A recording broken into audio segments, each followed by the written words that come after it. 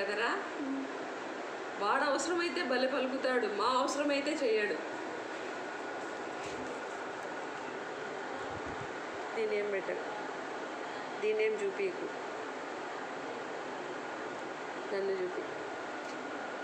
వేసేసిన తర్వాత మళ్ళీ చెప్తాను ఖుషికి, ఓకేనారా? రేపు వేసిన తర్వాత థ్యాంక్ యూ చెప్తావా? ఓకే రా అయితే, ఓకే ఓకే, రేపు కట్ చేయరా ఇంకా చాలు. హలో అండి అందరికీ. మా వాడికి ఖుషిగాడికి